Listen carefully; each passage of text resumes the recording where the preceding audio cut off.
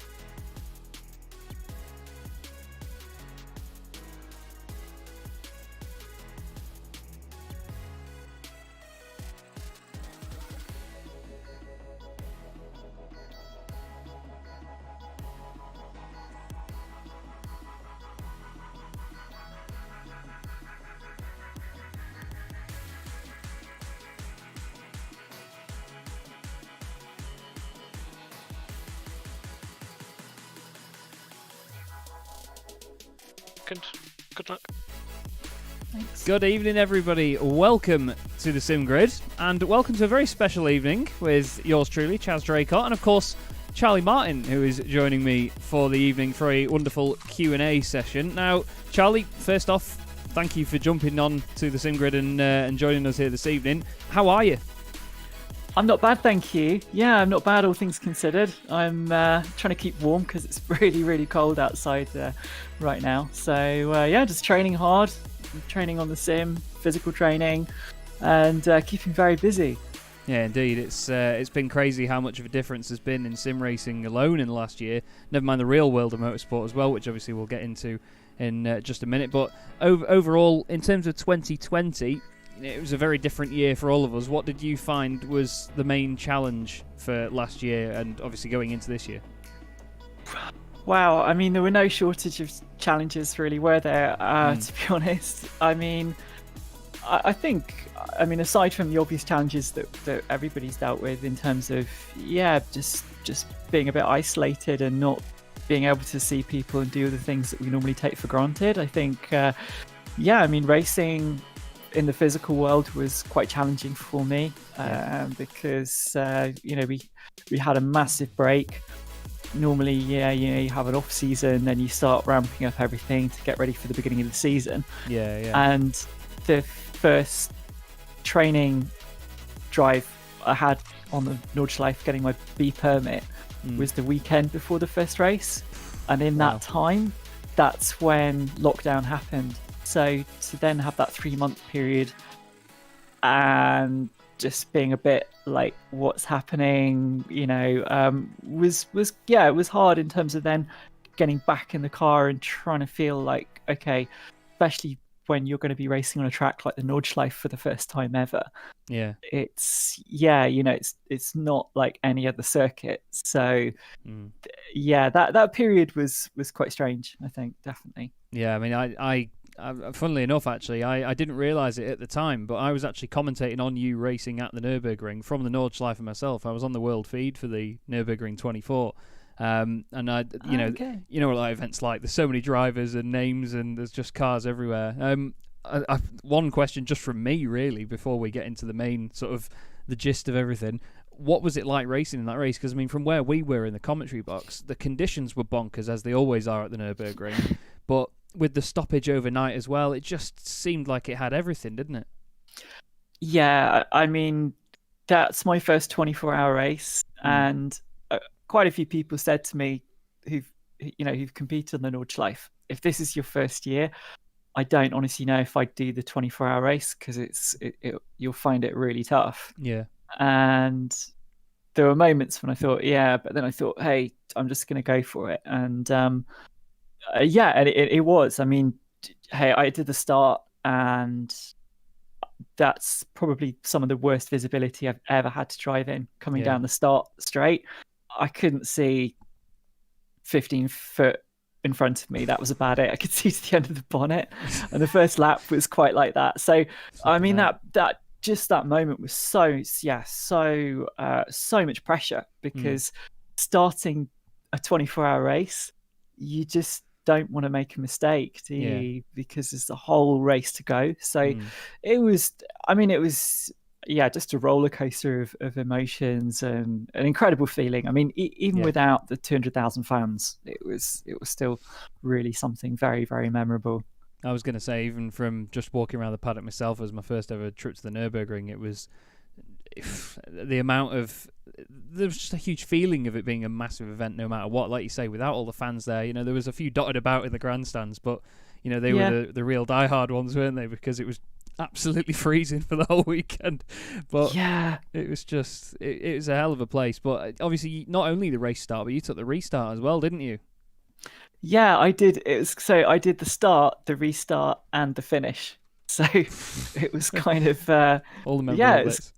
Kind of interesting. Yeah, exactly. I was really gutted to miss out on a big chunk of night driving because I was actually at about 11 o'clock at night. I was stood, suited and booted, ready to jump in the car. Yeah. And just as my teammate Lutz came in on his in lap, they red flagged the race. Oh, right. And so, he got out the car. He said, to be honest, it was insane, the mist. And at night as well. And of course, this year, because we didn't have any spectators, so normally you've got, all the light from all the party structures and bonfires and everything all around the circuit, that was gone.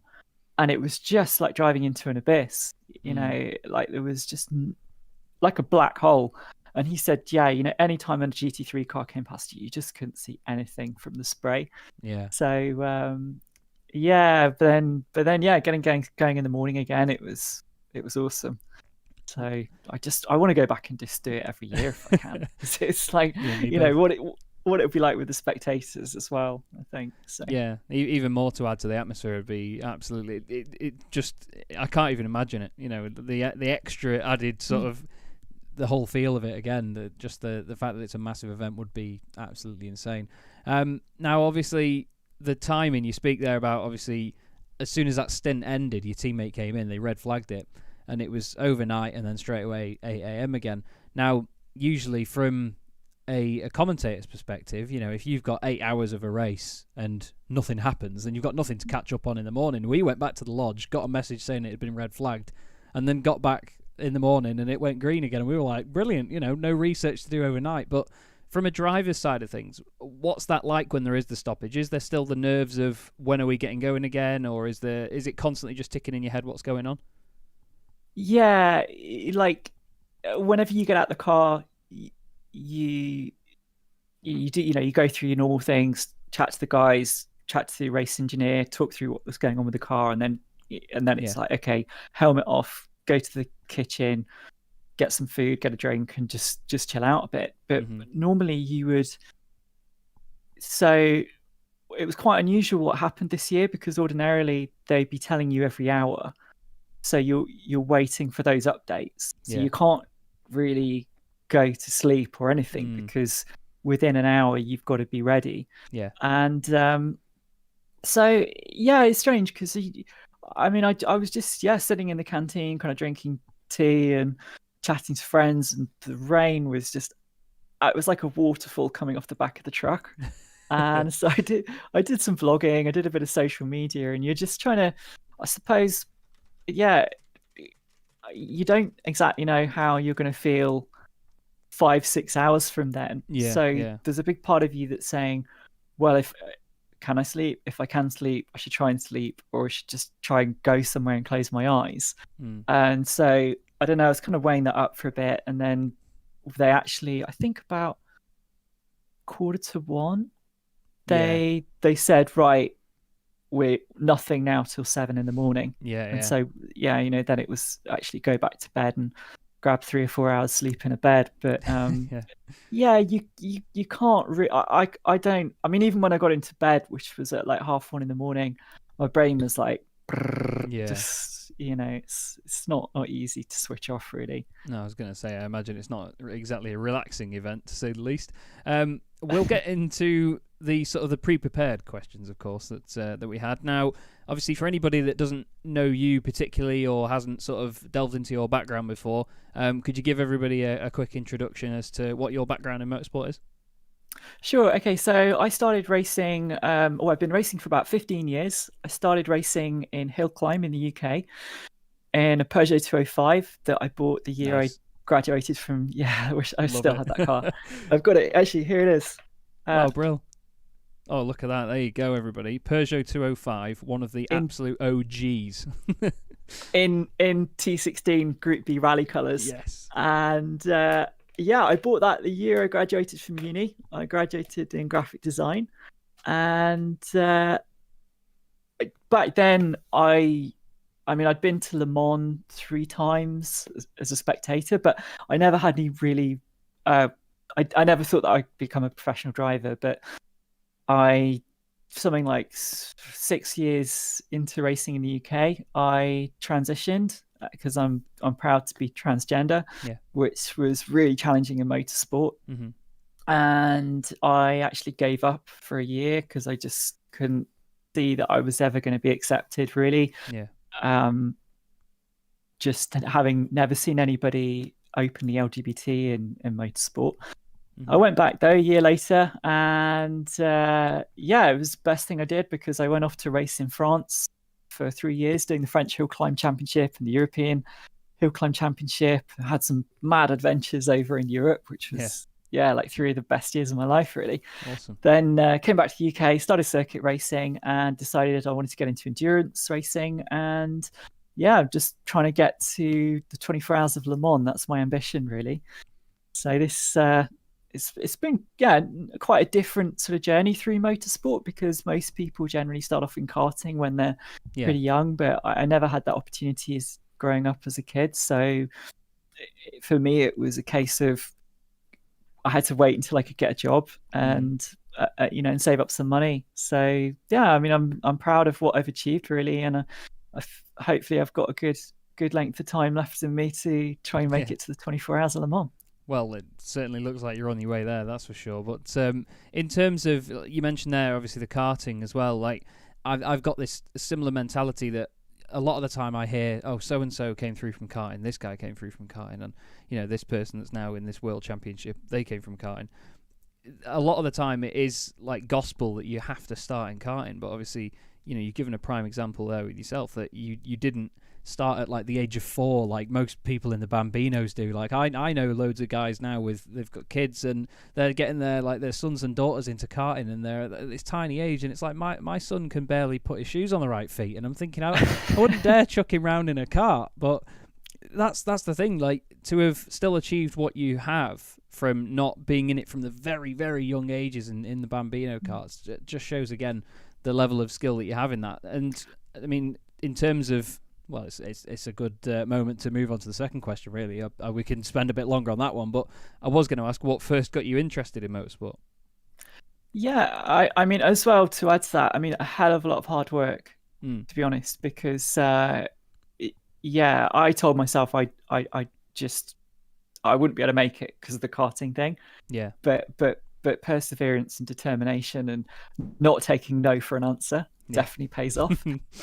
So I wanted to be a fighter pilot when I was like, that was my earliest childhood ambition for a long, long time. And I'm still like really into planes and things, albeit like, I don't know, whenever something flies over, I'm like, what's... We'll get on fine.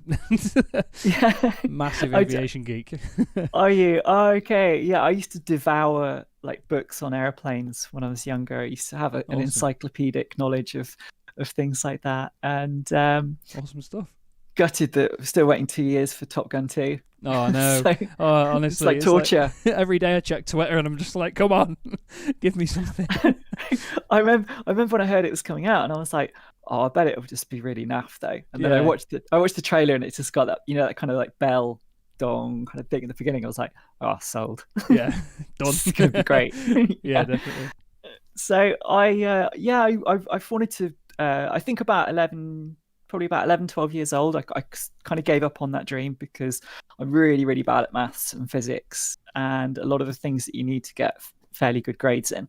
Okay. And so around that time, one of my best friends at school, Hamish, his dad raced a Morgan three-wheeler. Oh, nice. And he did a bit of hill climb, bit of circuit racing, sprints, all kinds of things. Yeah. So we went away with him, I think, for a weekend. And we were camping, we were in the paddock and supporting him and stuff. And yeah, I don't know how old I was, maybe like 9, 10, something like that. I just really loved it. I mean, being hill climb, there was like mad mix of cars, everything from like vintage stuff to like, full on like carbon fiber single seaters and crazy stuff. So they'll chuck anything up a hill, won't they? yeah, definitely. Even bikes and sidecars and things. Wow. And just really, I think a big part of it was actually being there, like the other side of the fence, feeling like you're actually involved in the action. Mm-hmm. And so I used to go away with them whenever there was an opportunity, and then playing loads of computer games like Colin McRae Rally, Gran Turismo, all the TOCA series, Project Gotham, Wipeout. I really loved Wipeout too. Basically anything that was like racing. Yeah.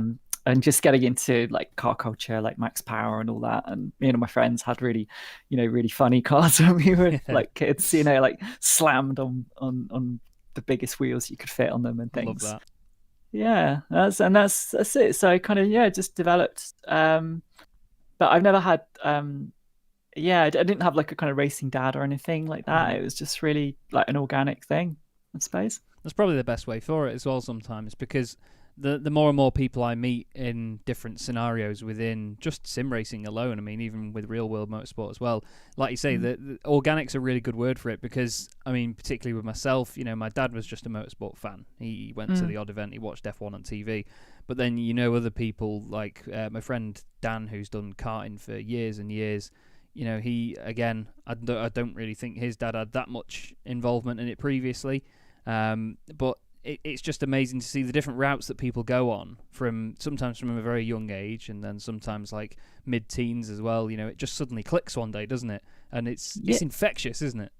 Yeah, it really is. I mean, my dad was a petrol head, and you know, he had a Ferrari 308, which was pretty cool. Nice. Yeah, Skoda. like he had it. I don't know. He only had it for a few years, but it was like something he'd always really wanted. And yeah, sadly, he passed away when I was 11. So I mean, I often think, you know, of course, obviously, I wish he was around to have seen me start racing, because I remember watching Formula One with him and stuff. Not like religiously, but you know, just memories of things like that. And so I think it's in my blood, definitely. Speed, adrenaline, that whole kind of thing. But yeah, you pick things up. I think it's the best way to develop that kind of passion. And I think when it's not forced on you, it's entirely from you. And again, a big part of what I love about being involved in motorsport is the fact that it is such a crazy sport when you look at it, and you know, financially, the way it works, the risks, the lengths that people go to actually get out there and race, and the sacrifices that people make, whether you're a driver or a mechanic or an engineer or whatever your role. But the thing is, like, you know, when you're in that environment, everybody is a total, you know, everyone has that almost kind of fanatical level of commitment to motorsport, and that shared sort of enthusiasm is a really intoxicating thing when you're around everyone. To me, that's something that I love, getting in the car and driving it, but I love just the time you spend with everybody, because you just have a really good laugh, you know. Yeah, definitely. And like you say, when you're at an event, it's a very concentrated amount of people that are all there for the same thing, and there is just this amazing feel about an event, and it is a hell of a lot of fun to be involved in. And I completely share that view. It is infectious. And when you're racing as well, and especially like, you know, going around the country or in a different country, and you know, every weekend or every other weekend you're seeing the same people. You kind of come together from wherever you are, and it's that thing that unites you all. It's it's an awesome feeling. Well, again, coming back to the Nürburgring, just gone, I stayed with my co-commentator Brian Oliver in a little like villa just out in the sticks, about 15-20 minutes from the Nordschleife, and we were sat down having an Italian in the evening, out of all places in Germany. And but there's so many Italians around there. Did you go to Pinocchio? I did not know. That was one. Someone else mentioned that one to me actually while we were at the circuit as well. Okay. They said I was opposite. I stay opposite there quite often. Did you go to Mamma Mia Pizza? It was Mamma Mia Pizza that we went to. But there was Brian was sat opposite me, and I had my back to the door, and he started saying, "Don't say anything, Chaz, but there's a bloke over there, and he keeps staring at you like convincingly." And I was like, right. And then eventually someone went, "Oh, that new British commentator they've got here is rubbish, isn't he?" And I turned around, and it was my friend Pete that lives about a mile away from me. And somehow we'd both come together in the exact same Italian at the same time in the middle of Germany. And it's like you said there, you know, you all come together for the same thing, but even sometimes, you know, you can be with the people that you're really close to normally back from wherever you are. It's bonkers, isn't it? Yeah, I love that kind of serendipity of when people, like those moments when you're suddenly, like miles from anywhere, and you suddenly bump into someone you know, and it's like, it's super cool. It is. Now, next question would be, of course, what do you see as your greatest challenge in your career? Obviously, you said that you've come up from the ranks not from a very young age, But you compared to some, you may have sort of got the bug a bit later. But have you seen any other challenges other than that? I think the greatest challenge for me has just been to be myself in motorsport, Mm-hmm. and and in my life really. It's I can't really understate how big a significance that has to me, because I spent a lot of my life, not really living as the person sat here talking to you now. Yeah. And that's it's something that I kind of accepted for a long time, that I probably just I'd never go on that journey. And having done that and basically faced up to the biggest challenge that I could ever imagine in my entire life. Yeah. And the thing that I was the most scared of, for so many reasons, and gone out there and done it, and it actually go really, really well. And because of what that meant to me, it kind of opened up my whole outlook on all the other possibilities in life, because I was like, well, hell, if I can do this and it goes all right, what can't I do? I'm not really scared of failing at anything else, because I've faced the biggest fear and that I could imagine, and it had a really positive effect on so many aspects of my life, but certainly in terms of my career, because I went off to race in France for 3 years, and that was basically I sold my Westfield, I bought a Formula Renault, I bought a Renault Master van, and converted it in 4 months into like a motorhome come race truck. Nice. And I just went and raced this car, this single seater, on French B roads on my own out of a van, living in France. And I used to come back to England for work and stuff. It was like incredibly hard work, but it was just the most amazing experience. Yeah. And I'd never in my wildest dreams have attempted something like that prior to transition, because I'd just be like everybody, when I told them about it, and most that I knew in racing, everyone was like, that's a crazy idea. Like, what if you crash? What if this? What if? And I was like, no, I just feel it's going to work out. And that started a big process of then just rather than, when you have an idea and you have like a crazy idea and you think, yeah, that would be great. And then quite often the next voice in your head is something saying, yeah, but it's like just turning that off and just going, well, what if I just did all those things and I tried to make them happen? Let's see what happens, It's like that sort of epiphany moment that just sort of gives you that last push to just think, stuff it, go for it. I think it was, I don't coin the phrase from Nico Rosberg, because I know I saw him say it in a documentary, but he said that Michael Jordan once said, you miss 100% of the shots you don't take.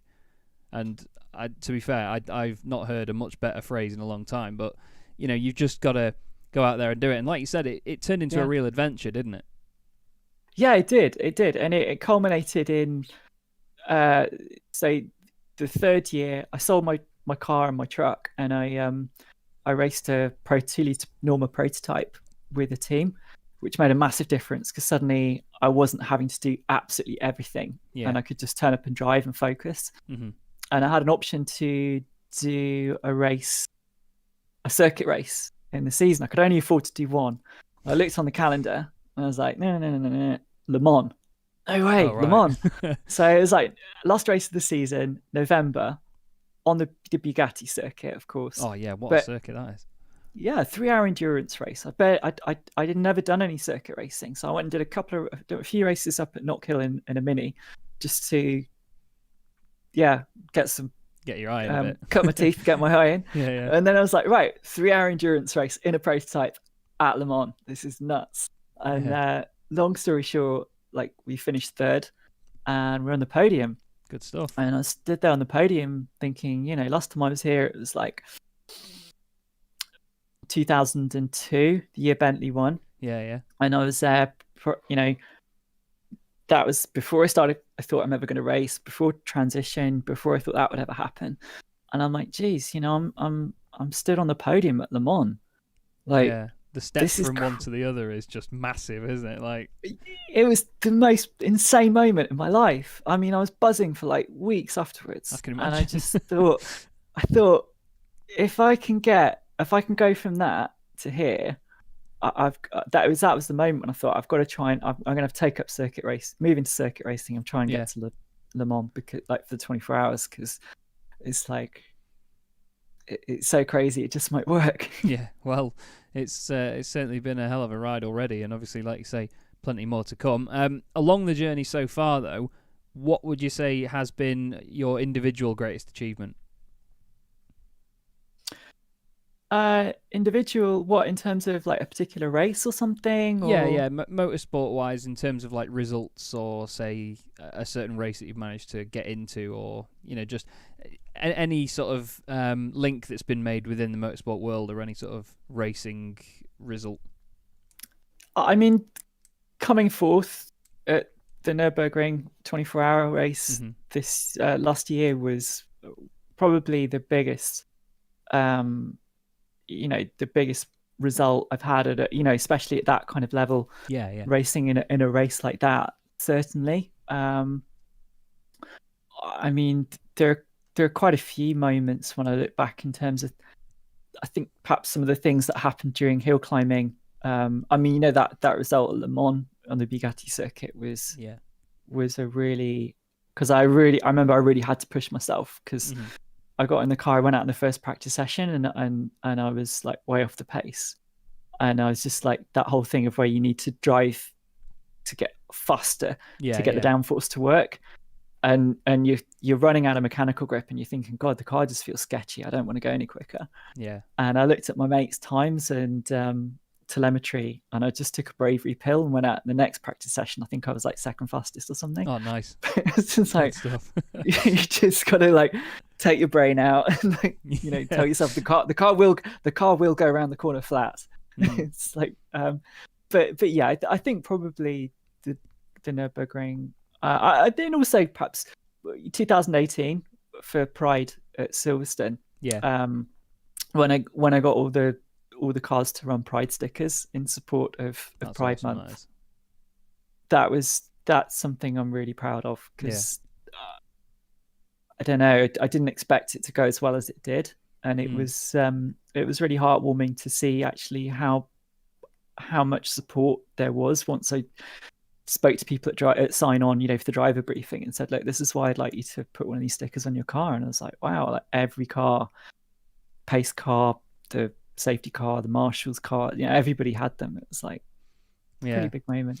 And it becomes like a visual representation there as well, because I've always had this belief that it's easier to appreciate something you've achieved if you can see it, like if there's actually something that you can visually see, like as a physical thing for it.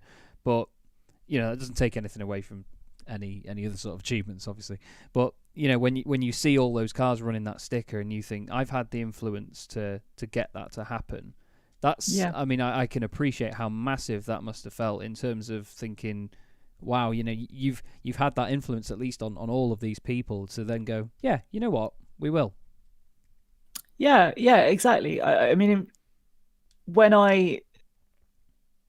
because when I came up with the idea, I didn't really say, it was the week before the race, and I called up Signs and Graphics, who I use for vinyl, and said, can you print me off a roll of rainbow vinyl, I don't know, like this wide or something. Yeah.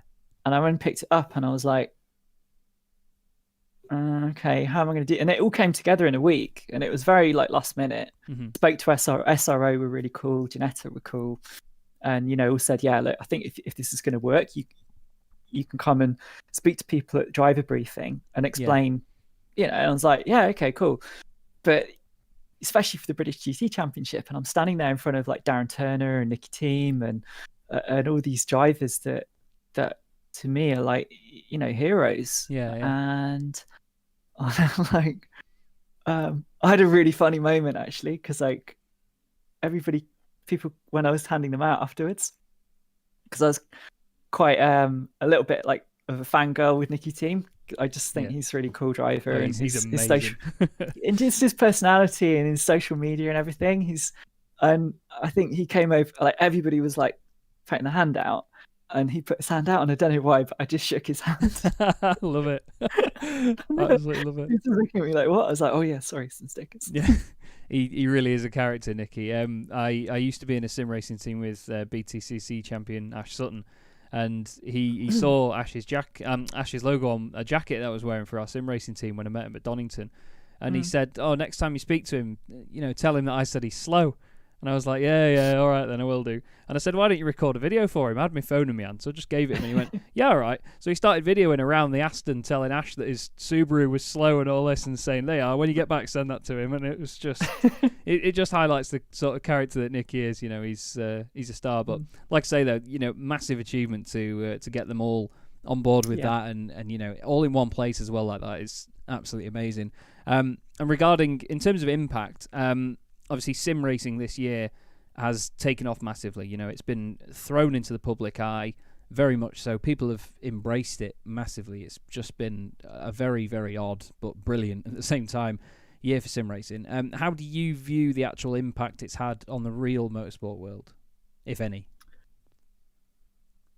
I think, yeah, I mean, it has definitely had an impact, because when we were all in that situation coming, April, May, sort of when there was no motorsport happening, and you've suddenly got, the most famous drivers, most successful drivers racing in the world right now, all jumping online racing, and, in races that are broadcast and everything else. I think it just showed, I think, to a lot of people in the kind of away from the motorsport world who actually sort of realizing just what an awesome thing sim racing and esports is, really, because I suppose previously it's been overlooked, hasn't it? Yeah, if I'm talking to people like I know who just aren't into motorsport, and I talk to them about sim racing, and they, half of them don't get what I'm on about. I'm like, oh no, I've got an esports race tonight, and they're just, I can see and I have to show them my sim, and it's like, this is what it is. You can hear the cogs turning just looking at them, can't you? yeah, exactly. And it's like, but when you've got people, when you've got everybody from motorsport, from Formula One and DTM and British Touring Car and all these like top 9 championships, all actually racing together suddenly, I think everybody was a bit like, oh right, actually, this is it's, and I think it's going to create some really, really interesting crossovers in the future. Like you have people like Formula E doing the Race at Home Challenge, where you suddenly got that that, not because they just launched the Accelerate sim racing tournament this week actually, and so it's like actually sort of bringing the virtual and the physical world together, and I suppose then the branding opportunities and kind of activations and all the things that going forwards that was, I think, start to become more and more common. It's like all the championship organizers realizing that actually there's a whole other way of tapping into a fan base, and younger generations of people as well, to keep motorsport relevant to younger generations of fans and people. It's a great way of drawing people into racing, basically. So yeah, it's pretty cool. And there's obviously a big appeal because it's so attainable. I mean, people do complain about sim rigs are expensive, and you have to have a decent PC to do it and all that. And I understand that not everybody's got the money to do that, but in terms of comparing it to going racing for real, with how realistic sims are now and what you can get. I mean, I've got a little GT Omega thing back here and a Thrustmaster wheel and pedals, and just you get the screens forward, you get in it, and you get immersed. I mean, just the other day I was actually playing on Wreckfest of all things. Went over a jump for the first time in triples and actually sort of held my breath and came out the seat a bit because it was just I'm surrounded by it, and your head thinks you're in it, and it's considering how much you can do it for, it's insane, really, the immersion you get. But it's just part of the fun. And I mean, when I was racing in the Formula E Race at Home Challenge, especially because that was the first time I'd really raced in a proper sim racing championship. and especially because I was racing against some of the fastest professional sim racers out there. And I came from racing in the physical world where I feel relatively comfortable. I know what I'm doing. Yeah. I'm trying to get my head around Discord and aren't we all? I didn't.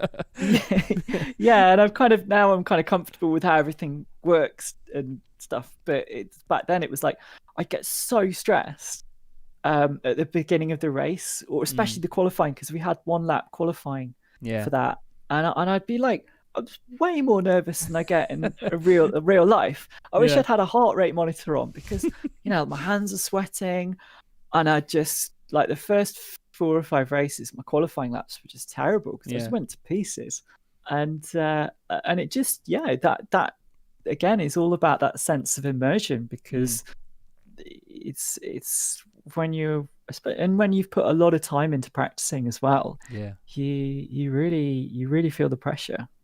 Yeah, it's quite crazy how it can build like that. I mean, even now, I've been doing sim racing a few years now, but I don't do much racing with all the commentary I do. And even now, sitting on the grid in a Mazda MX-5 race just last weekend, I was sitting there, proper deep breaths, thinking, right, we can do this. And, you wait for the lights to go out, and it still scares the life out of you. But it just puts pay to how good sim racing can be, really. I mean, I've loved that in more female races as well, because I'm really genuinely enjoying racing in this series so much. And some of the races as well, I've been quite, like, the first few I got quite nervous because I was like, I don't know, just good expectations of what I want to try and do, and then you putting yourself under too much pressure, and then you're like, oh, make a mistake, and then you're like, oh, it's a big feeling. And obviously you've been driving the Bentley, which is about 80 feet wide anyway, so it's a big old boat is the Bentley. But it's interesting. Yeah, the Boatley. I do love that thing, to be fair. But just quickly adding on to that as well, obviously with the immersion and getting used to it, obviously in the car you feel the G-forces. You're properly strapped into the thing. You feel the car through your backside. You know how it's behaving. You have that human sense of what it's doing on each corner. But in the sim, you have to gauge all of that unless you've got some sort of motion rig with just your eyes. You have to see what it's doing, don't you? And through the wheel, obviously.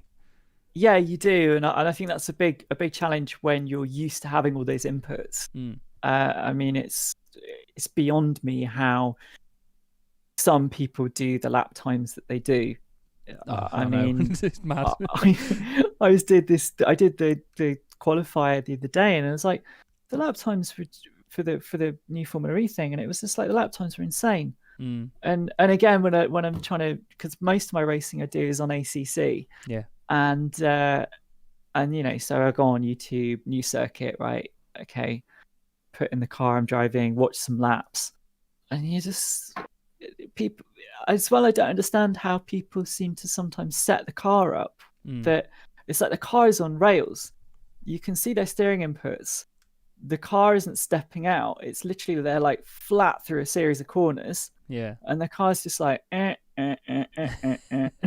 like, I don't know, but yeah, that's the thing. When you're used to having those inputs, it is a challenge, I think, to get used to just feeling what you feel through the wheel. Yeah, it's like a whole new learning curve, even for the likes of yourselves, that do it in real life. It's crazy how it's like reverse engineering in your brain, isn't it?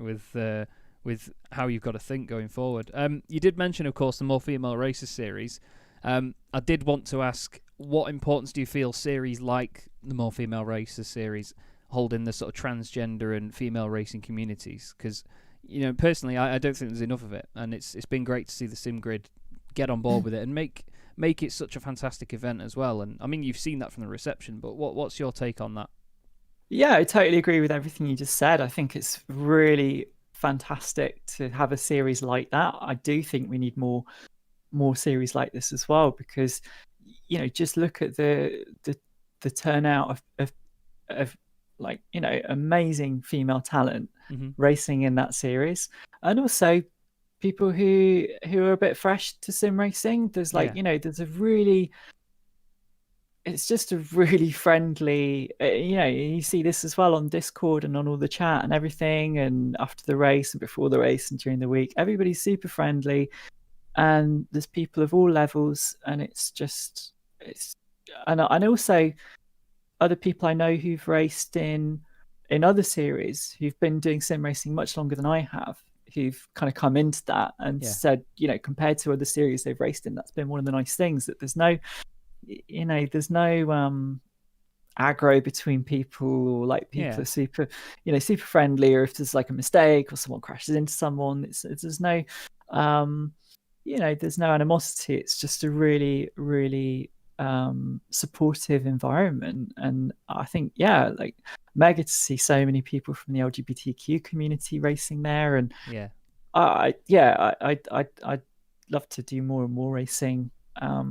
Still love to see more and more race series like that, I think, because I think anything that encourages more inclusion in esports it's got to be a good thing. Yeah, definitely. I mean, I've seen in many forms before that it can be a very toxic environment, the world of esports, and it's easy for that to happen even in real world motorsports as well. But it's great that people like the SimGrid, of course, all the guys behind the scenes there and everybody involved have just done a brilliant job putting it together. Obviously, Temo Sante as well, doing a great job of being like a brand ambassador for it as well. It's been a fantastic push, and commentating on it is great as well, because you never know what to expect from the racing. That's it. Like you say, there's a lot of people that are very inexperienced with it. There are some that are more experienced with it as well, but after the race, there is just that. It's just a calm environment, isn't it? Everyone's just buzzing from it. They love it. They've just had a fantastic race. No matter what's gone on, everyone just seems to enjoy themselves, don't they? Yeah, it's really true. I mean, the last race as well, because I've got to say a big shout out to Turn One, the guys that I race with, sort of prior to doing this championship, and because Oscar Sandberg, my teammate, and then Trills and Hedda, who are racing as well in the series together. We were all chatting on Discord, and after the race finished at Monza on Monday, and I think like 2 hours later, we were still like chatting, and we stopped the racing. We obviously talked about the race a bit, and but it's just great. I think having that kind of community, and especially right now with what we're going through, it's January's a bad enough month to feel great about everything anyway. And true. I think I live on my own. I think as much as anybody, I feel times when really a bit lonely and have good days and bad days. And I think having that racing community and being able to like catch up with people like every day if you want, or it's a great thing to be able to dip in and out of right now, or any time, but especially right now. I just really appreciate being a part of that. And like you say, I mean, you said before obviously about the sort of concentrate of when people are at an event, when they all share that same interest. Not only is it great that we have these friends and these communities online that we can just go and sit down and just talk to. You don't need to leave the house. I've personally loved it. People are like, oh, another lockdown. I know it affects people in different ways, but personally I've been thinking, well, I sit at my desk all day anyway. I put my dressing gown on and I sit here all day. But to have that community still, but also have that community involved in the same sort of stuff. They've got this love for motorsport, this passion for it as well. It just it dots all the I's and crosses all the T's, doesn't it, in terms of having what you need in terms of company. And I think that's been one of the main things about esports this year and its rise, that the people have overlooked a bit. It's great to have all these competitions. You've got SRO sanctioned stuff, you've got proper IMSA stuff going on over on iRacing. It's just insane how much real world series have come over to esports for this, but behind the scenes, it's kept everybody together and it's given people somebody to speak to and ultimately race against, and that's what we all want to do, isn't it?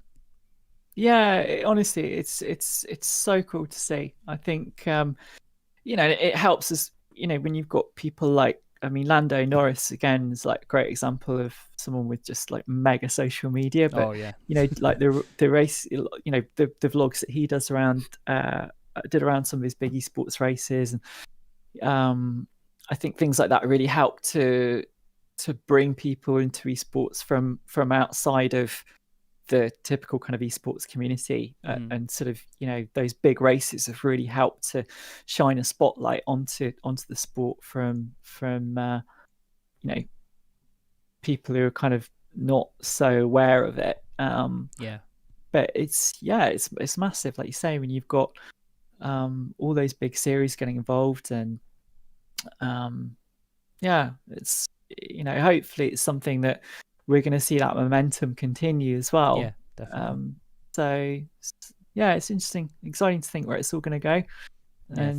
Yeah, and really excited to be racing with Thrustmaster as well, like, you know, with the Thrustmaster rockets, which is quite a new thing that's launched with myself and Tia Book and Emily Jones, you know, to be part of a kind of all female kind of esports team is quite a cool thing right now as well. So like kudos to Thrustmaster for putting that together. It's pretty cool. Yeah, it has been awesome to see, really has.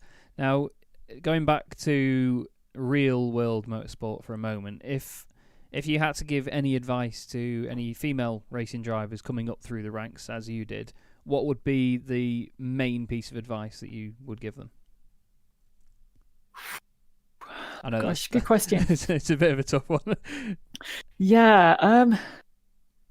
I mean, the thing is, there's so many elements to trying to make a career in motorsport. Yeah. That it's hard to single out one particular thing. Mm-hmm.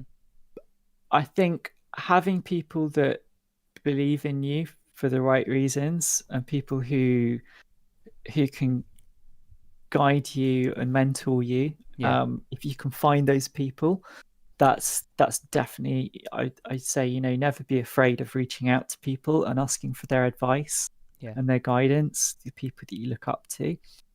And I think also in terms of you know, trying to make a career in motorsport, I think it's important to, it sounds really cheesy, but, you know, to see yourself as a brand in terms of the way you market yourself and promote yourself. So, you know, trying to think about things in that way are really important in terms of all your social media and the things that you're into and what you communicate about yourself.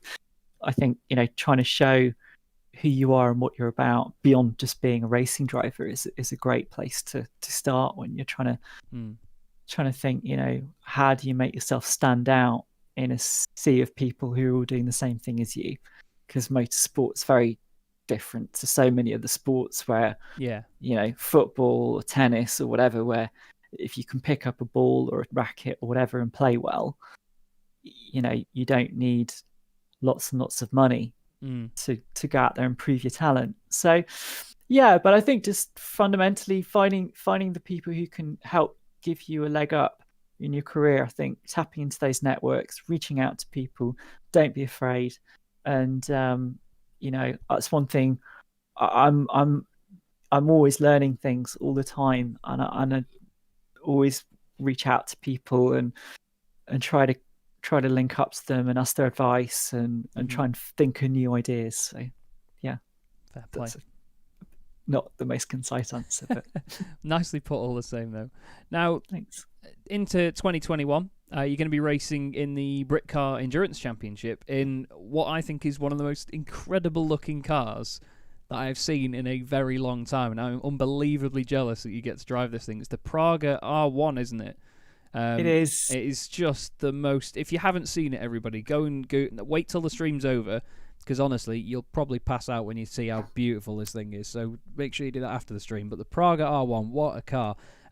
In terms of your hopes for the season in that car and getting used to it, what are your aims for that championship, other than, of course, winning the whole thing, which we all believe you can do? Yeah, to go out and try and win it, absolutely. I mean, Praga got the overall win last year, so there's no reason why we can't go out and, you know, do it again. And yeah, I mean, it's an amazing opportunity. I'm very grateful to Praga for for believing in me and for giving me this chance to drive with them. I've got a fantastic teammate, Jack Fabi, who's been racing the car last year and going really, really well in it. Very quick driver. So it's really nice to have an opportunity to work with a brand as well who who have an incredible product in terms of the Praga R1T. It's a full carbon monocoque, 2-litre turbo engine, 380 horsepower in a car that weighs 620 kilos. So it's like massive power to weight.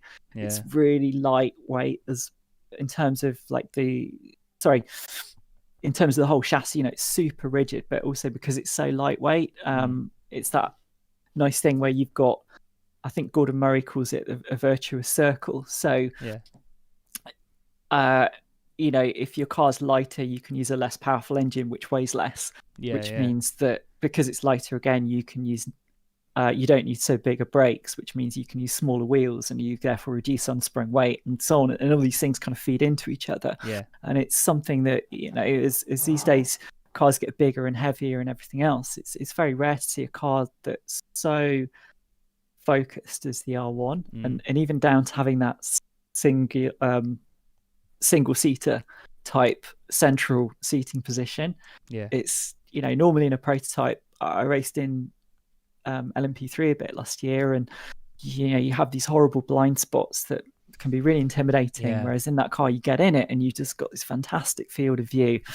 And it's a very easy car to jump in and just straight away get up to speed and start really pushing it and leaning on the aero. So I can't wait to get cracking. Hopefully we'll be out of this this kind of lockdown before too long, and we can get out testing in it. Yeah. I'm currently designing the color scheme for the car that we'll be racing, so I can't wait to show everyone that.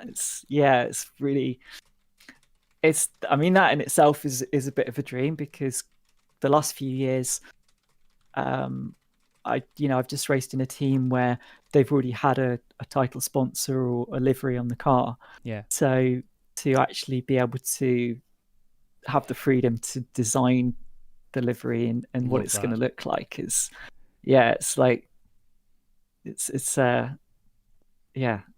pretty special feeling. It'll be a proud moment when the covers get pulled off that thing. I tell you, that'll certainly light up your face. That will, because I mean, I've seen people that get excited over liveries in sim racing. To have it on the car there in person will be incredible. I look forward to seeing what you go for on that.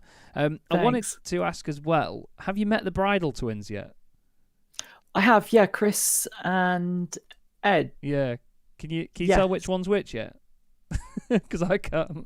Still to this day, I can't. I'm kind of they're wearing their race suits. Yeah, that's true. Yeah, that's very true. But I'm good friends with the pair of them, and they obviously they were the reason I first ever found out about the Praga. And then when obviously I obviously did my research beforehand, and then saw that you were racing one, I was thinking, I'm so jealous, man. I can't believe it. Like it's ridiculous, but what a car. They're great guys. I met them when we were testing at Anglesey last year, and it was funny because it was me, Jack, Ed, and Chris, and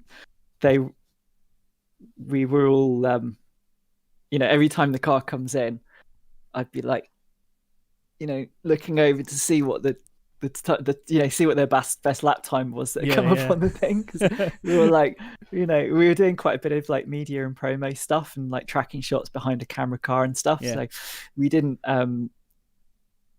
We were pushing the car a bit, but perhaps leaving a bit of a margin and stuff as well, so we could get all that kind of work done. But it's racing drivers all trying to be a bit competitive. Like, that competitive edge will never disappear, will it? Yeah, but it's like you say, it's a funny one with like you say. I mean, Praga is such a fascinating company. I mean, they've been going 114 years. They've got this incredible history of all the cars and vehicles and trucks and planes and even a helicopter that they made. Yeah, I mean, just phenomenal, really. I mean, they've got a truck racing in the Dakar at the moment. They build, I don't know so much about go-karting, having not competed in it, like all the different classes, but they build a, like incredible go-kart that's been, very successful in terms of all the classes it's raced in. They've got a light aircraft that they build, and they've got the R1T. And when you look at the car, when you get in it and you look around it and you take the bodywork off it, I mean, the build quality it's really second to none. And you can tell that they're a company that obviously have this level of engineering expertise and the diversity, even things like, like aircraft design. When you're in the car, there's a big switch binnacle, which is above your head. And it's like you'd have in a plane or something.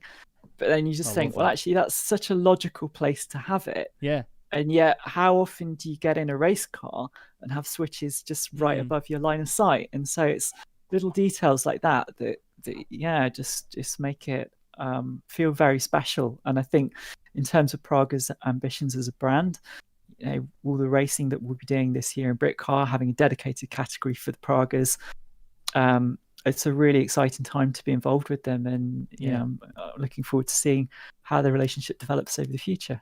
Well, the nerdy part of me then was going to say, you could sort of relive some of the fighter pilot dream by getting in and having all the switches and everything all over the place. But I thought then, I don't know of any fighter jets that have the switches on the roof, because it's usually just glass in it for the cockpit. But we can worry about that later.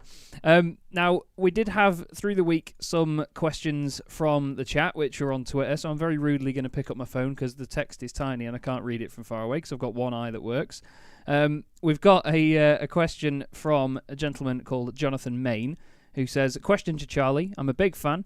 Do you think having female drivers in Formula 1 is the most important goal, or can other series, for instance, like Formula E or Extreme E or Le Mans, achieve the same outcomes for females in motorsport? Also, where do you see yourself in 5 years? I mean, it's a funny one, because to my mind, while Formula 1, it is an important goal, I think, to try and get a woman onto the F1 grid. Mm-hmm. But equally, as much as I love Formula 1, I'm more passionate about endurance racing, because it's the type of racing I do, and I love the way it works with the team and all the pit stops and the strategy and the way everyone has to work together through the entire race and everything. And which to a degree, obviously, is what happens in any form of motorsport, but especially in endurance racing. I think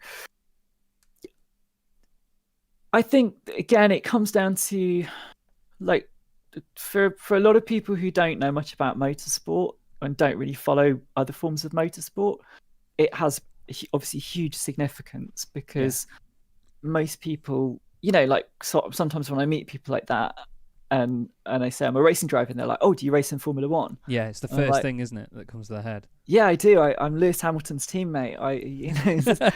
Like, well, surely you know that I don't race in Formula 1, because, like, obviously, but that's the, I guess that to turn that around, you think, well, obviously, if a woman was in Formula 1, that's what a lot of people just think of with motorsport. So, in terms of what that would mean, I do think it's important, but I think, we have some incredible female drivers in endurance racing. Like, we had 2 all-female crews at Le Mans last year.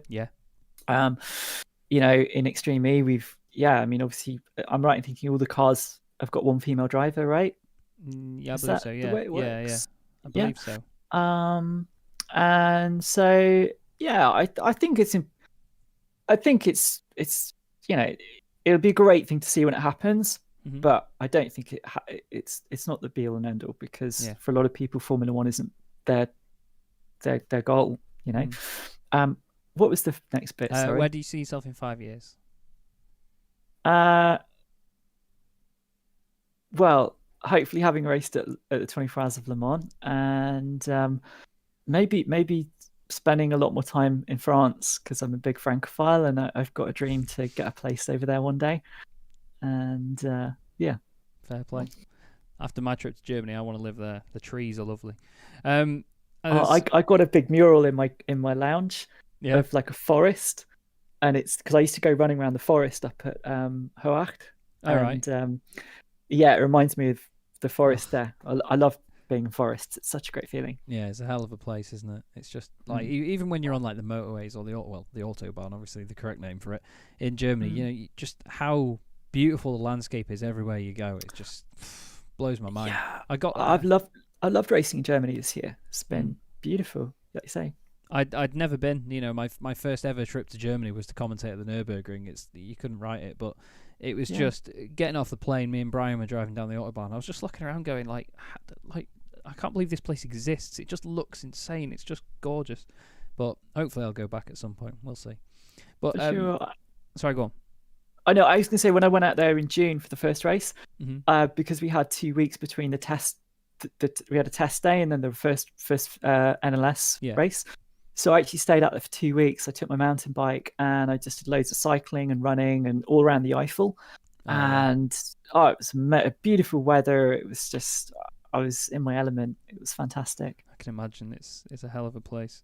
Now, Mike, I can't quite see. It's Dutch Maker is the the tag. I'm really sorry for butchering that. She says, question for Charlie. What do you think about hybrid events between real racers and sim racers? Could this idea work? Such as every team delivers 3 real drivers and 3 sim racers. The sim racers driving along or taking over the wheel virtually. Oh, so what, like a sim racer virtually racing like a remote control real car? I believe so, yeah. I think so. She's put hashtag I am a dreamer. So I'd like some more detail on that, but it sounds like an interesting one. Yeah, wasn't there a seat? I mean, they've had, like, I don't know where Robo Race is at, and it's crashing into a wall in Thruxton, isn't it? Basically. You couldn't not laugh at that, could you, that one? I know. Computer says no. Indeed. Wasn't there something I saw for a series recently where there is actually like a sim racing element to it, whereby the sim, in terms of how you accrue points throughout the season, there are physical races, but then there's also some sim races. Yes, I think SRO are doing something. I didn't read the full article on it, but SRO are doing something about esports points with their real world championship. Yeah, okay, that's probably it that I'd seen and read, and it's got lost in there somewhere. But I personally think that, as much as we were saying before, it's great that there are real world counterparts to esports series and vice versa. I think that's where the line should be drawn. I don't personally believe they should affect each other in terms of points and results. I agree, really. I think it's fantastic, everything we've seen in the last 12 months. Yeah. But I think they need to remain separate, don't they? I'd say. Yeah, I think otherwise, because it could just feel a bit like doing it for the sake of doing it. And I don't know that it necessarily, I think the two can sit alongside each other. Yeah. And even at having live events, have like an esports event at the race. Mm-hmm. Well, they usually do that with the what's it called now? Sim Expo at the Nürburgring. They usually do that around the 24. Yeah, things like that are fantastic. But I just don't know about actually fully trying to mix the two. Yeah, combining it into one event would be difficult and I think maybe a bit dangerous. But it'd be intriguing to see how it went the one time they did it. Good luck to whoever gives that a go. I'd love to be on the insurance board for it. Yeah. We have a question from the aptly user-named VoltMonkey, who says, do you think electric drivetrains will be dominant in all forms of motorsport, and if so, when? I really hope not. Same. If I'm honest. I think Formula E, is fantastic, and it like 100% has a place in motorsport, and fantastic for what it's doing, and also obviously massive R&D part of what's happening there, and developing road car technology and everything else. But the thing is, when you look at I mean, I'm no expert, but when you look at global emissions and all of the carbon that's produced, and you look at where motorsport fits into that, it's probably like a drop in the ocean, really. Yeah. The car that I raced last year, it comes out and gets driven around a track, I don't know, 12 times a year or something, maybe. Yeah. I probably produce more carbon in my road car driving that around. Well, I'm pretty sure I do. Mm-hmm. It's a very so I do feel a bit like this idea that all motorsport has to go electric. I don't think it's No. I don't know. It's not the solution to solving the world's problems in terms of climate crisis. Basically, it's I don't know. So yeah, I don't. I hope we don't see that happen. Really, I think having electric series like Extreme E, of course, Rallycross is going fully electric. Yeah. Is DTM going electric? I think I read something. There's a plan for it. I think, but I'm not sure how long or far down the line that is. I can't remember, but like you say, it is good that series are doing it. But I agree. I don't want to see a full takeover of it personally. No, I think that's it. I think having certain series that are electric, or things like at Le Mans where they have garage, what's it called, like for experimental vehicles, and they've got the H24 concept which is being developed. I mean, that's amazing because developing a hydrogen propulsion system that will work in a 24-hour race and be competitive. The potential that has to then be developed into road car technology, and of course hydrogen is like probably better. It's better than electric power because it's water, right? So you don't have to get that electricity from somewhere. So I think things like that are really, really important, but I don't want to see I don't want to see all motorsport going like that. No, it ruins the sort of occasion and the love of it.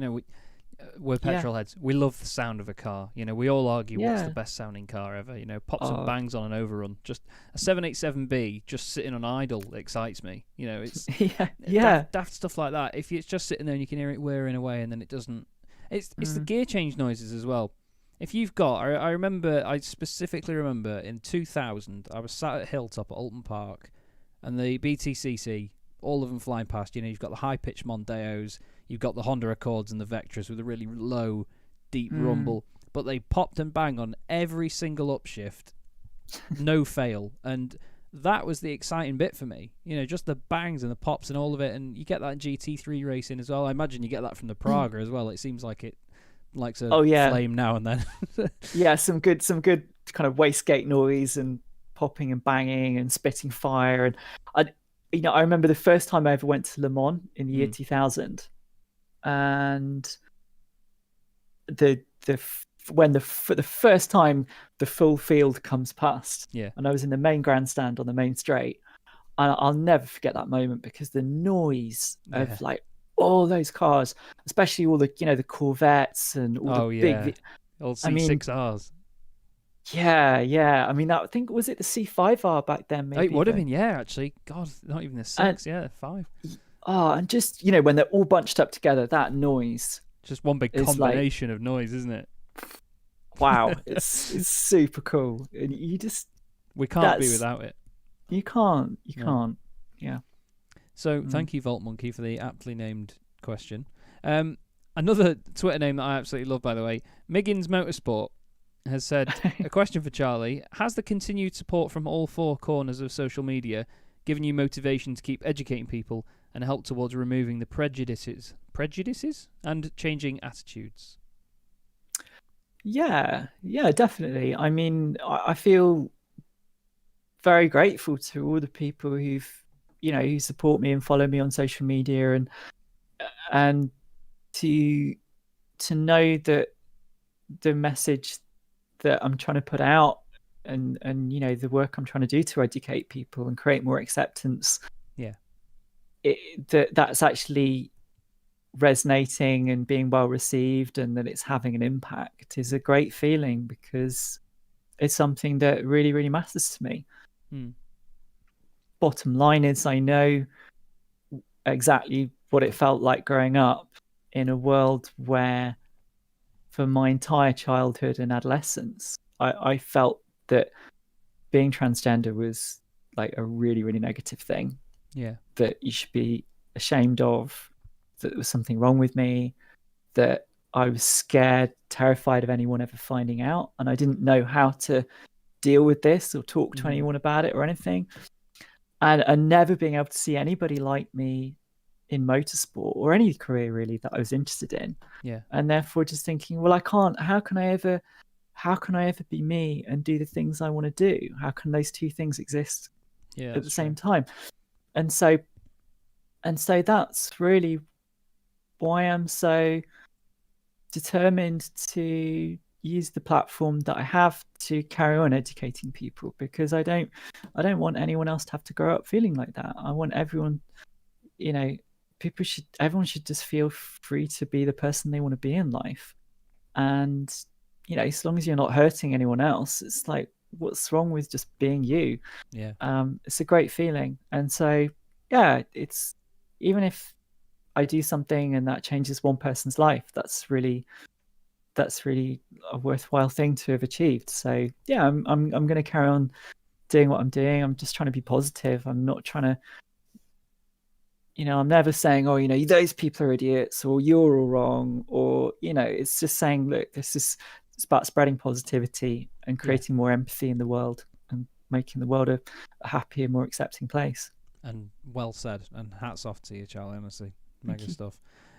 We do have chats from the questions from the chat on the YouTube chat. The first one that came in was actually quite early on in the stream, and it was from a young man called the Simgrid, which I know is Michael Hamlet, and he said, the real question we all want to know, McDonald's or Burger King? Neither. Not anything else? Not a Mackie, not a KFC or anything? No, sorry. I suppose it's race driver healthy eating, isn't it?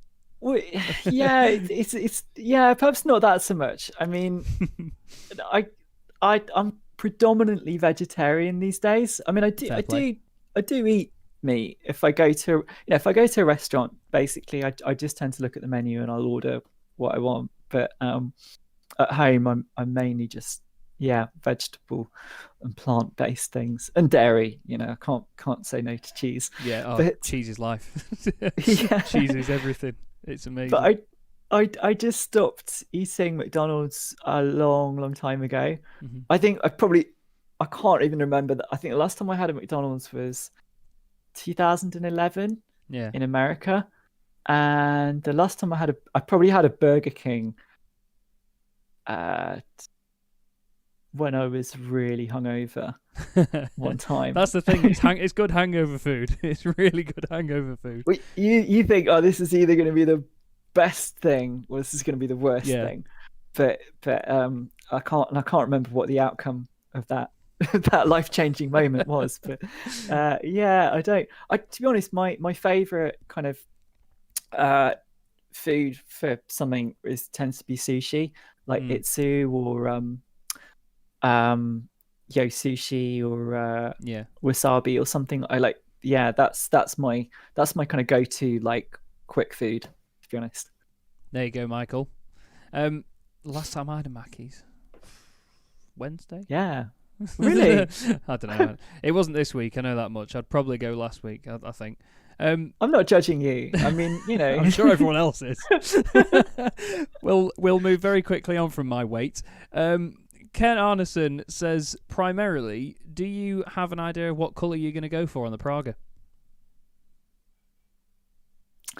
Well, or is it secret? So I definitely want to keep some of the carbon fibre on show. Yes. And it's going to be probably, well, at the moment it's, because literally like 2 days ago it was one colour, and then today it kind of changed. But I think it's probably going to be white, carbon fibre, and then as in white and carbon fibre, and probably one other colour, which will be quite like bright in your face. Yeah, that's what you want. Yeah. I like so yeah, possibly a kind of metallic-y sort of like colour, but I'm not. Yeah, I'm not gonna give it away yet. I like that. You got to build the hype.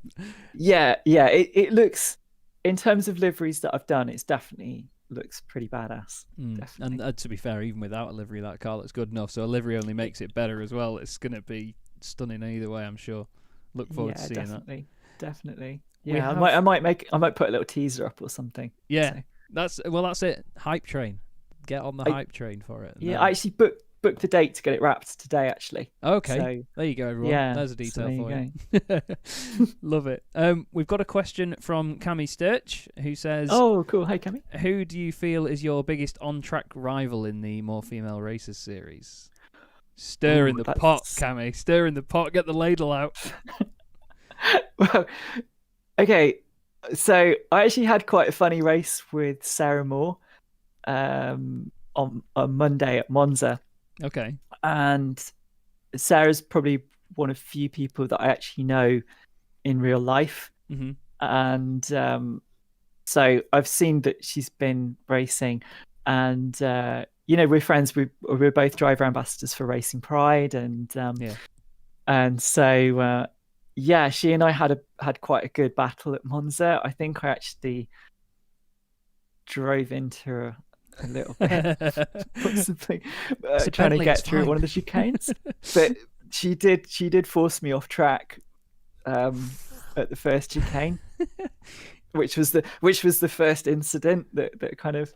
But yeah, it was quite funny because I was just like, I don't know any other people. I don't think that I've met face to face. So I was like, okay. So it's probably have to say Sarah, but only in a nice, friendly way. Fair play. It's always good to have those little rivalries in that, and especially in sim racing where you can sort of laugh it off afterwards. Nobody's getting hurt. There's no damage done to the car. There's no monetary loss or anything like that. So it's a lot more loose like that. Yeah, and she finished ahead of me. To be honest, it was really close. And then I was really gutted in that race actually because I fought up to 8th place from 12th, and nice. I was going really well. And then I handed over to Oscar Sandberg, my teammate, and Oscar's he's really, really quick. Yeah. And he was in 8th. Yeah, so he was in 8th, and I think Sarah is racing with. Is it McGregor? Anyway, I think it was. I think it was Ross. And I think they're about 14. I think they finished about 14, 15 seconds ahead of us. And basically, Oscar, he wasn't following anyone or anything. He just missed his brake point at the first chicane. Oh no! And drove through the escape road, like made up no time or anything, and it just automatically gave him a drive-through. Oh. It's horrible like that, Monza. Oh, I know, we were gutted, and so we could maybe have been 7th, which would have been quite a good, quite a good result. But hey, I think we ended up 11th actually, which wasn't so good. But it's all a learning curve, as we've said. It's certainly a tough series, and that's the thing. The level of competition stepped up this season. Alice Tricks in the chat says, "Hi Charlie, I came across you when you were in hill climb. Watching an independent woman make it in motorsport was a huge inspiration. What was the biggest barrier to entry for you in terms of motorsport outside of money?" Not really knowing what I was doing. by that I mean I didn't. So when I bought my 205, I saved up £1,500 from a summer job, and I bought it as a project. So someone had put a cage in it and an MI16 engine, and they were going to build it into a rally car. It sat in a lockup for like 4 or 5 years, and I got it as like basically just came on a shell on wheels, no doors or just, and it was all I could afford, and it had good potential. But back then I didn't know which way you turn a screw, tighten it or undo it. That was my level of. I've always been into art and design, and I'm quite good at like understanding things like from an if someone's explaining something to me about engineering, I can visualize it in my head. Yeah. And I can kind of, I can pick things up quite quickly. But in terms of actually having the skills at that point in time, nada. Basically, so that was probably the biggest challenge, was because I remember I lived in a little village at the time in my mum's house, and I used to go drinking in the pub, and there were a load of people that worked at like a local race school, like as instructors. Yeah. And I think a load of them were just a bit like, a few of them were a bit cocky. And someone said to me, they said, "Oh yeah, that car's never going to make it out of the garage." Like basically, they looked at me and they looked at that and just went, like, you know, yeah, that's just never going to get finished. And I think actually that was probably the best thing that could ever have happened. It motivates you like, to get on it, doesn't it? Yeah, I was like, really? They said, who said that? Yeah. What? I was like, right, okay, watch me. And I literally just upped my determination by about 200%, and I just grafted away on it. I sprayed it myself. My family business had a spray booth, so I got someone to show. Yeah, I got someone to show me how to spray. I got I got my mate Hamish's dad, who I bought it through, to take it down on the back of his flat back. And I literally did it on like the hottest day of the year, like, not on purpose. It's always the way, isn't it? Yeah, and I was just like, trying to spray all the inside in the roll cage, and just like, it was a mission. But yeah, I did it, and like a year later, I went out and I sprinted it at Kerbera, and I was like, epic. So never be afraid of getting your hands dirty and getting stuck in, and that carried me a long way, because it kind of, it culminated in me buying the Formula Renault. And I remember getting that home and putting it in my garage, little single garage, and looking at it and being like, bloody hell, what have I bought? I've just bought this car. I've just bought a single seater, and it's like, but I said, when I bought it off the team I got it off, I said, well, look, can I have half a day with one of the race engineers, just going through the car, get them to show me, like, this is something you've got to take care of, da da da da da. And yeah, and then I was like, got to France in it, and just people there were really like, thought it was so cool that there's this English girl, I speak French, so they were like, this English girl that's come over here on her own in a van with a single seater, just cracking on. And people would come up and be like, well, oh, where's your engineer, where's your mechanic? And I'm like, it's like, this is the team. Yeah.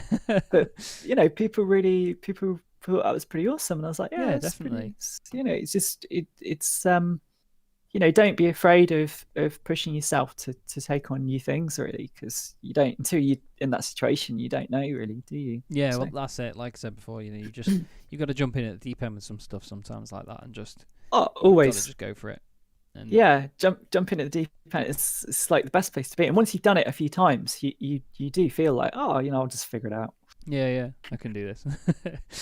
Well, we move on to Erin Edgin's question, and this is, to be fair, one that I thought was coming, but I'm glad that someone else has asked it instead of me. What's your favourite car you've ever driven, not just in terms of speed, but driver engagement? You're gonna say the 205, aren't you? Well, so a really good friend of mine, when I was racing hill climbing in Switzerland, he let me drive his Lamborghini Gallardo one day. Oh, yes. And V10. Yeah, I love a V10. Yeah, like V10s just sound so good. They do. And or a V5. Yeah, but V10's like double good. So yeah, indeed. I'll never forget that, because I'd had an amazing weekend racing anyway. Finished on the podium at Saint-Ursanne-les-Rongiers, which is, if anyone ever watches hill climb, can you just see my cat video bombing me? If anyone ever watches hill climb, it's this very famous hill climb in Switzerland with this, you go into this viaduct. Right. And it's like mad. It's like the whole thing's like fifth and sixth gear. It's crazy fast. And so yeah, I finished on the podium, and then my friend was like, oh, I'll come in my Lamborghini tomorrow. And I was like, no way, I've never been in a Lamborghini. Yeah. And then he let me drive it, and I was just driving it through these alpine roads and like forests with the windows down and the exhaust like, wow, kind of like popping and banging and like, resonating off the trees. Oh, it's just, that's insane jealousy right here. Yeah, that was a big moment, I think. So I think that experience as well, just because of everything around it, was cool. Well, my cat's gonna make an appearance, because she's hey, kitty. she's bothering me. Me and the missus really want a dog at the minute, and honestly, we can't have one because our landlord is allergic to pretty much anything. So Oh no. we're not allowed one, which is really annoying. That's the only reason I moved house now. So I'm even jealous of having a cat.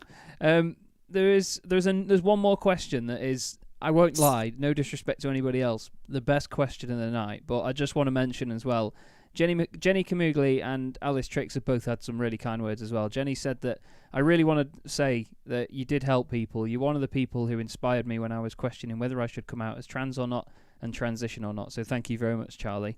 And Alice Trix has said, absolutely, I was struggling with that. Can I still do these things? Sort of question at the time. And Charlie helped smooth all that out. Honestly, it was seeing the people around you accepting you that helped the most. So very, very kind words from Jenny and from Alice. Thank you. And to round up, the final question of the night, which, like I say, no disrespect to anybody else's questions. Best question of the night is from Nikorf64. If you and 2 other female racers replaced Clarkson, Hammond and May on the Grand Tour, who would you do the show with? Oh, okay. What a question. What a question. Yeah. Well, I think I'd say I'd probably say Abby Eaton and Sarah Moore, because then it would be a Team Pride mega win, to be honest. So that'd be pretty awesome for diversity. I mean, Abby is the test driver on that show anyway, so you know, she'd probably be a great fit, and yeah, I think that would be quite a good winning combo. I reckon so. I reckon we've actually a week today. We've got Abby Eaton doing a Q&A with us as well, which will be mega to have. But as for now, though, Charlie, that is pretty much everything, to be honest with you. But honestly, it's been a real pleasure this evening. Thank you very much for joining me. Is there any sort of final words that you have out there for everybody this evening before we go?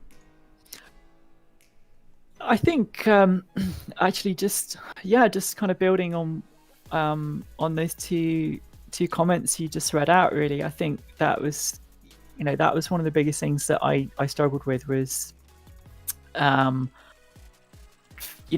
worrying about whether people would accept me, because a lot of my things I'm interested in were typically masculine, motorsport and racing and cars and all those things, and I really struggled to see how I was going to integrate that with who I really am. And I think what I've learned the last 8 or 9 years, or however long it's been, it's like, actually, it doesn't really matter. The most important thing in life is just to do the things that you love doing and do the things that you're good at doing, and be the best version of you that you know how to be, really. And we aren't defined by the things we do.